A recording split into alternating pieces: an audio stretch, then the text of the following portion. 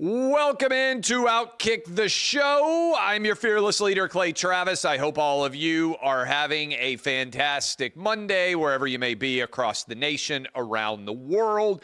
We had a big, busy, incredibly exciting weekend here at OutKick. I was on the road, Air Force One. I'll tell you a little bit about that. We'll play some audio clips for you of the president sitting down with me in the office on Air Force One. Pretty cool place to do an interview and an awesome experience in Philadelphia at the NCAA Wrestling Championships. I'll tell you all about it. But first, Prize Picks, America's #1 daily fantasy sports app with Prize Picks, you against the number. Second half of the Sweet 16, the second half of the NCAA tournament is here. And right now you get an incredible opportunity out there. They're giving you a free square this week, Cooper Flagg. If he scores over 1/2 point for Duke this week, you get an automatic win. We'll give you picks later in the week, but we have a free square for everybody out there. Roughly 40 states, 13 million people playing. All you have to do is go to prizepicks.com, use code OutKick, and you get $50 when you play your first $5 bet. It is an incredible offer. Again, free square for anybody out there loving the Sweet 16. We're going to talk about the Sweet 16 here, as well as my Trump interview, pretty much exclusively here on OutKick the show today. Sign up today, $50 instantly when you play $5. You don't even need to win to get the $50 bonus, guaranteed. Download the app today. Use code OutKick, $50 instantly when you play your first $5 lineup. That's code OutKick, $50 instantly after you play your first $5 lineup. Prize Picks, run your game, and we are running the game here. Okay, let me give you a couple of things about Air Force One. First of all, we were on the 757 because we had to land in Morristown, New Jersey, and the 747 Air Force One is too big. So Air Force One is the plane the president's on. There were 13, I believe they said, total media traveling. I was one of those media. There were tons of Secret Service agents. President Trump on the plane. Elon Musk on the plane, Chief of Staff Susie Wiles, Caroline Leavitt, the White House spokesperson, and other people obviously associated with the president as well. It was an awesome trip. We flew from D.C. Friday afternoon, flew to D.C., from D.C. to Morristown, New Jersey, Morristown, New Jersey to Philadelphia for the NCAA Wrestling Championships, which we will talk about. Then from there, we flew back home to D.C. I don't know how many people have pulled this off. I went from landing on Air Force One in Washington, D.C., late at night, near midnight, to hopping a flight the next morning from Washington National to Nashville, back home, on Southwest Airlines. Not that many people have flown on Air Force One as a percentage of the whatever it is, 350 million people roughly who live in the United States. So that was awesome, and I'll talk about it a bit more. But I bet even fewer people have gone from landing in Washington, D.C. on Air Force One to their next flight being Southwest Airlines. That is probably a very small. It's important to cover the entire spectrum. Flying on Air Force One to flying on Southwest Airlines, that was my weekend activities to get back home. Now, we talked about a lot of things. The audio is up of President Trump. It's echoed all over the place. Been playing a lot of it on Fox News. We just played it on Clay and Buck. A lot of articles written all over the country about the conversation that we had. Daily Mail had it on the front page. I saw Mediaite had it on the front page. New York Times wrote about it today. CBS News, like everybody wrote about it, including OutKick. But I want to play some of those cuts for you. And I want to thank Caroline Leavitt. I was in the new media seat. The idea that, I'm going to write about this too on OutKick, but the idea is to expand the universe of media that cover the President of the United States on trips such as these. And so I was one of 13 media traveling with the President for the weekend. This interview happened on our flight from Morristown, New Jersey to Philadelphia for the NCAA Wrestling Championship. So this was late Saturday afternoon. Plane gets up to barely cruising altitude. Caroline comes, grabs me, brings me into, you can see the photo we'll show here in a sec that she took of us inside the president's office on Air Force One. He's sitting at the desk. I'm on the other side of it. My handy iPhone here is recording it. They did not want to do, because it's hard to record video typically on Air Force One, because the video that's recorded goes to everybody, as opposed to being unique like the audio that we have here. And so I'm going to call for a variety of different subjects that I thought were interesting. I'm going to let you hear from the president, and then I will react to what I thought. Again, thanks to President Trump. This is the 11th time that either I individually or alongside of Buck Sexton have interviewed the president, starting back in the summer of 2020. So I don't know how many people have interviewed the president, more times than 11 at this point in time. The Trump White House, fans of OutKick, fans of Clay and Buck, they consume a lot of our content. Certainly that's pretty great to have the president and his staff trying to make the country the best version of itself, make America great again. And they believe, and I believe as well, that OutKick is a part of trying to make that happen. By the way, for so-called right-leaning media, which, again, we can argue about what the definition of that is. The biggest right-leaning media outlet is FoxNews.com. It's a juggernaut, FoxNews.com. Numbers most recently that I saw, second biggest, according to the standards, OutKick.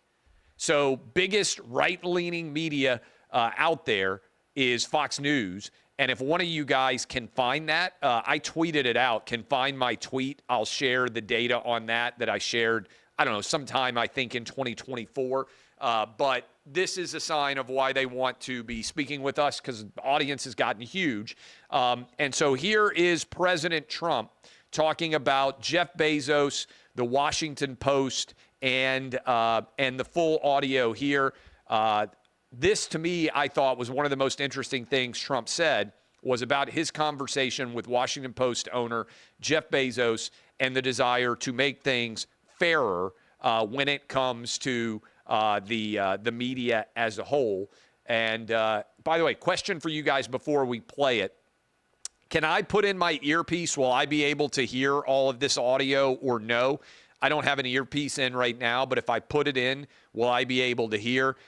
Because that might, I know I can react to it. I remember I've listened to it. I know roughly what he said, but if there's an ability for me to be able, okay, I can't do that. All right, so you will be able to hear it. I won't listen. Jeff Bezos was at your inauguration.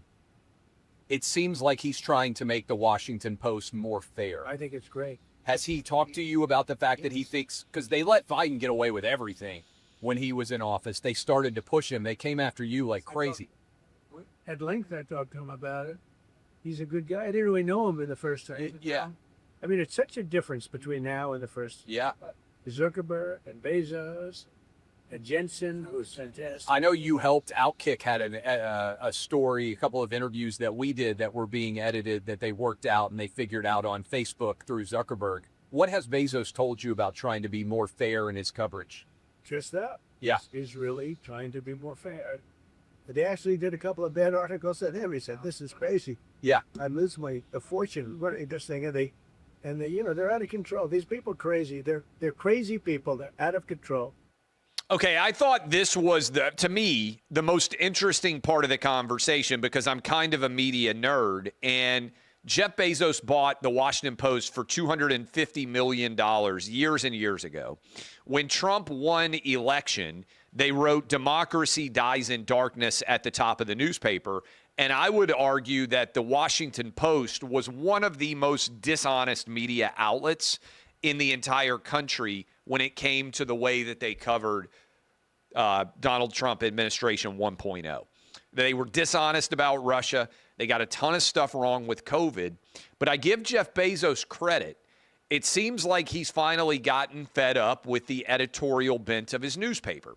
We know that he's ended the endorsement process. That is, the Washington Post is no longer endorsing any presidential candidate. We know that he's brought in they're trying to remake the editorial page of the Washington Post. But I thought Trump saying that he's losing a lot of money on the newspaper, that many of the employees at the Washington Post are crazy people. And I give credit to Jeff Bezos for trying to remake the Post so that it is a newspaper that appeals to a larger portion of the American marketplace than just far left wingers who are convinced that Donald Trump is evil. So I thought that recitation of Trump's relationship with Bezos, we know Bezos was at the inauguration, and how things have overall changed. We went to the NCAA Wrestling Championships. I shared a video, you can go check it out on my Twitter feed, of how Elon Musk was received, people cheering him like crazy. But this is now the third different location for a sporting event that Trump has attended as president of the United States. Everyone was on their feet by and large, everyone chanting USA, USA. And I asked, before I even knew what the wrestling championship overall environment reception was going to be, I asked Trump about the Super Bowl where he was cheered and the Daytona 500 where he was cheered, and about how things had changed in the world of sports. Listen to that answer. You've got incredible reception, Daytona 500. Amazing. Everyone. Super Bowl. Honestly, You're a big sports fan. UFC, UFC. baseball games. What is on the saw bucket the list? Super Bowl. Super Bowl is unbelievable. Yeah, I mean, Taylor The Swift only got thing- booed and you got cheered. Yeah, the only thing is they should have left it up for more than 3 seconds. I agree. Okay, it is clear that there has been a profound cultural shift in the way that Trump is received, whether it's NFL players doing the Trump dance, Christian Pulisic, John Jones, UFC, and the overall average fan and the extreme excitement that he brings to bear. I was standing right there. I was sitting next to Caroline Leavitt, and I saw the way that the crowd responded when he walked into that arena. It was electric. And I think what you're seeing is men in general have decided that they are fully on board the Trump train, and that has changed in many ways the overall trajectory of the relationship between Trump and sports. And in particular, I believe we have audio. I asked him about the Kansas City Chiefs. Randy Mahomes, some of you will remember, the mom of Patrick Mahomes, a big Trump supporter. She put out a video right before a Monday Night Football game that I shared, that OutKick wrote about. We also have Brittany Mahomes, the wife of Patrick Mahomes, a big Trump supporter. And by the way, so is Patrick Mahomes. I asked Donald Trump about that, and this is what he said. So I look forward to having the Eagles. And one other thing, we're going to have the Kansas City Chiefs after that because they missed their turn because of COVID. Oh, that's great. What I know. Yes. I know Randy Mahomes, Patrick Mahomes' mom. She sent a video that OutKick shared right before the election endorsing you, and I know Brittany Mahomes is a big fan. I love those two women. They're so great and so loyal. I think they're great. I met Patrick's mother. Yes. Again, Yes. just before the game started. Right. She came over. And Brittany, I've seen so much of Brittany that it just, being so loyal and great and beautiful. So it's really nice. So I do think that the overall, I've said this before, if you asked me to make a prediction and you said, Clay, how did actual pro athletes, those are the people that actually went and voted, because a lot of them didn't vote, they're busy, they don't particularly care about politics. But if you ask me, hey, how did football, basketball, baseball, hockey, golfers, men, the biggest athletes in sports, those are probably the 5 biggest sports out there in terms of audiences. I guess you could add soccer, but I don't think MLS soccer is some massive, unbelievable audience. Male, to me, I'm very confident, male athletes voted Trump in 2024. And that was a seismic difference compared to 2016 and 2020. And I asked Trump a little bit about that as it pertained to the Eagles coming to the White House. They said they were excited to get an invite and that they were going to be coming. In 2017, I believe it was, the last time they won a Super Bowl, they did not come to the White House. That in and of itself is a fairly seismic change. Listen.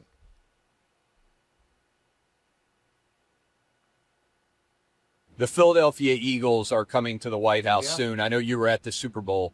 They booed Santa Claus, Philadelphia Eagle fans did back in the day. I know you're a big sports fan. What did it mean that you were cheered at the Super Bowl? What does it reflect that sports fans seem to be coming together for you? And that the Eagles are coming to the White House this time. They didn't want to come the last time. How have things changed? Well, and actually they did want to come. A lot of people wanted to come, including the coach, who was a terrific guy, by the way. But the coach wanted to come. The general manager wanted to come. The owner wanted to come. They had a lot of people want to come. Some of the players wanted to come. And I just said, just forget it. Right. I also had the problem with the San Francisco basketball team. Golden State Warriors. They said, well, we'll think about it. And I said, you don't have to think. You're uninvited. Also, obviously, as a part of this discussion, the White House letting us know that the Kansas City Chiefs, the team that won in 2020 right before COVID shut down everything, would be coming to the White House as well because they never got a White House invite and a White House trip because they kind of fell into that COVID window of 2020 where we had an election. They never got to celebrate. So Patrick Mahomes, Travis Kelce, Harrison Butker, that crowd of Chiefs team, even though they lost the Super Bowl most recently, they've never been to celebrate the win that they did have. A couple of other things that I thought were significant from our conversation. We talked about men and women's sports, and Trump said, hey, this is a 90-10 issue, he feels like. And he's kind of in disbelief that we could have ended up in a situation where anybody on the Democrat Party or anybody out there in general is actually of the belief that men should be able to compete in women's sports. Listen to that discussion as well. Why do you think that so many people in sports, on the men and women's sports, ESPN included, why have they been unwilling to say, like our friend Riley Gaines, who works with us at OutKick, that only women should be in women's sports? Are you surprised that that's ever been allowed to be political? I think it's a 90-10 issue, maybe more. I agree with him. I'm writing a new book partly based on this issue.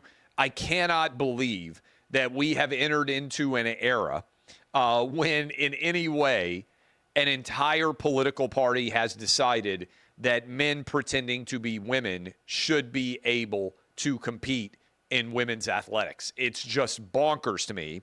And I built on that a bit because now, partly based, I think, on my conversation about how there are no masculine Democrats, Tim Walz decided that he was going to, he came out and he said, I could beat up most Trump supporters, I think.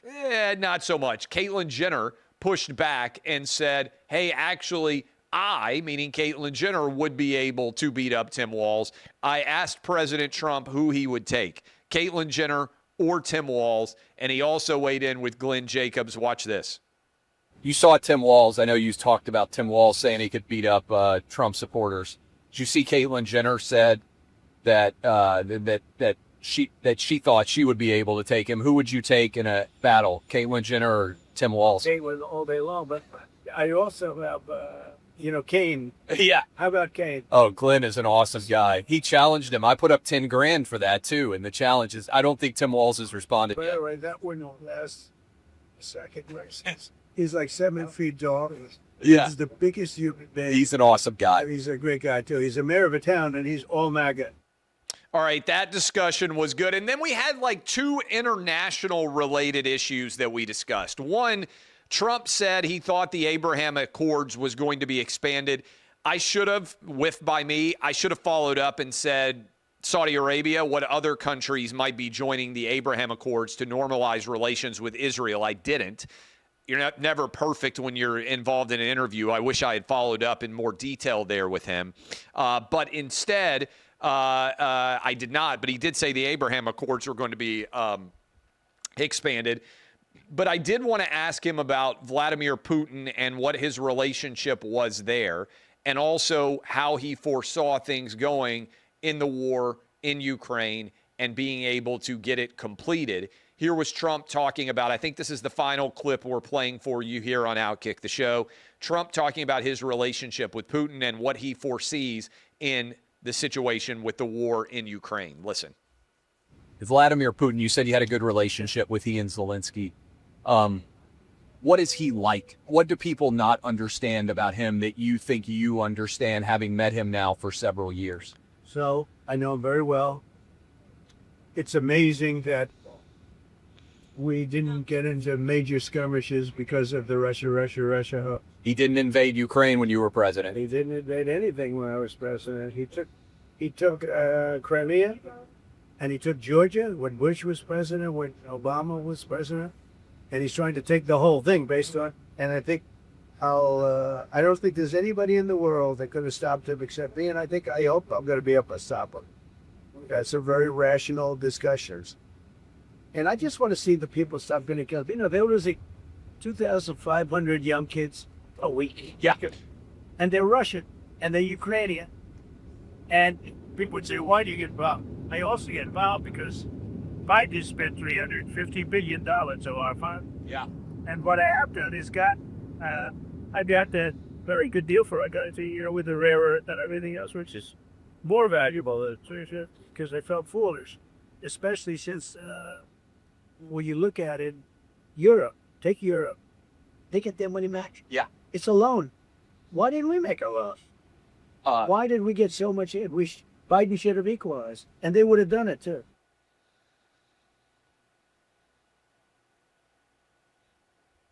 All right, that is Trump relating and describing his involvement with Putin.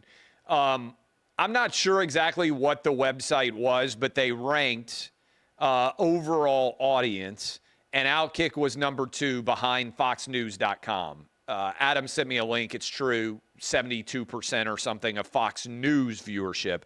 I'm talking about FoxNews.com. OutKick was the second biggest. I found it in a search the other day. I don't have time to do it right now. But I think that's a reflection of our overall growth as a site in terms of the reach we have. That's FoxNews.com on the right. Now, we can dispute what on the right even means, but FoxNews.com was number 1. OutKick was number 2. Okay. At the actual NCAA Wrestling Championships itself, Wyatt Hendrickson's win, he was formerly with Air Force, won, I believe, on behalf of Oklahoma State. And the way he won and then saluted Trump was absolutely incredible. But, and I'm going to write about this in the new book, the other thing, and you didn't see this if you were watching on ESPN, every single wrestler that I saw who was on the medal stand came and posed for a photo with President Trump after they were presented with their medals. And some of them did funny poses. Some of them had him sign their trophies. I think it was a reflection of how much Trump has won young men that none of them that I saw chose not to come and get their picture taken with the president and shake his hand. Trump brought way more attention to the NCAA Wrestling Championships than I've ever seen before. And I think it was emblematic of those young men. Now, I'm not saying they all voted for Trump. Some may not have voted for Trump, but I told you this. I said it to Caroline Levin. We were sitting down in the section right there. If I were a college kid and I won a championship and the president were there, I would 1,000,000,000% want my picture taken with the president, whether it's Ronald Reagan, Bill Clinton, Joe Biden, Barack Obama, Donald Trump, George W. Bush. President of the United States is there and I get an opportunity to shake his hand and get a picture taken. Guess what I'm doing? Shaking his hand and getting a picture taken. And I saw that from everybody out there. Yes, this is what I was talking about. August 2024, U.S. right-wing websites ranked by unique visitors. Good job finding it. Fox News, number 1 overall, then OutKick. Again, you can dispute what right-wing means, but then you got Newsmax, Washington Times, Daily Wire, The Blaze, Daily Caller. OutKick was the second biggest in terms of unique visitors, and this is based on their numbers in August of 2024. The reason why I bring it up is not because in some way I think these numbers are accurate. They never are. But I do think it's interesting sometimes just to kind of contextualize how big OutKick has gotten. Our numbers are more substantial than internally than the numbers that these guys put out.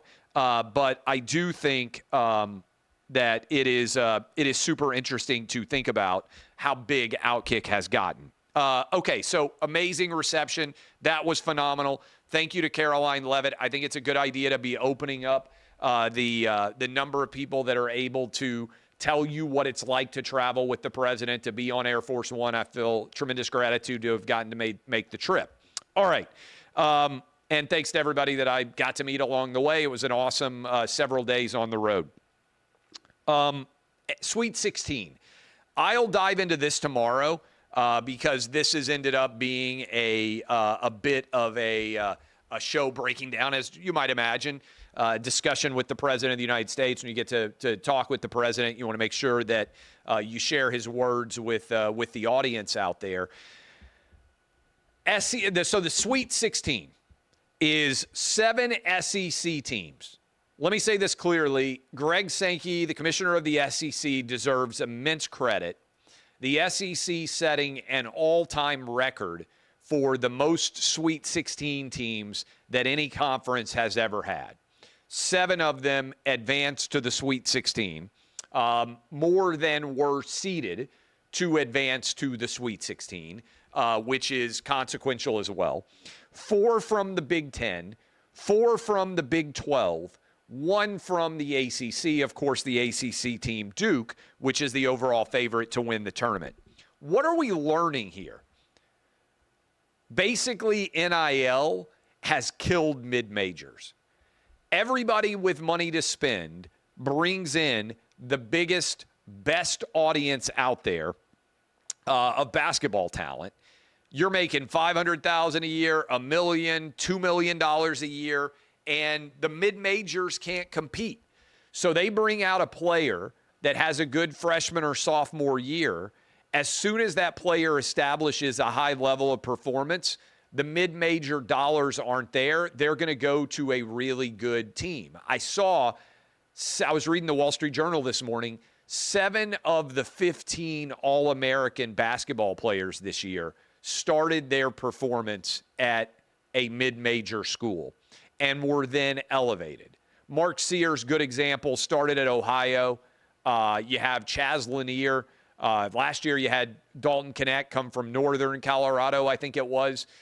This year you had Chaz Lanier. Where did he come from? Like Florida, I don't even know. North Florida, I think, was where Chaz Lanier played last year. You are getting elite level basketball talent coming in from the mid-majors and going straight in to the majors. And with no restrictions on transfer and with NIL basically being pay for play, there is no ability to restrict anybody's movement in any way. And I don't think it's a coincidence that the 4 major conferences, SEC, Big 10, Big 12, and ACC, have all 16 of the Sweet 16. We're seeing a level of power conference dominance that we have never seen before, and I think it is only going to continue to grow.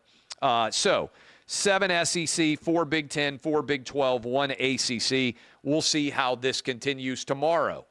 I'll dive into the Sweet 16 a bit more. Kelly and I will be doing a gambling special for the Sweet 16, the Fade, on Wednesday. I'll talk about Snow White, which has the potential to be the biggest money loser ever for any movie ever made.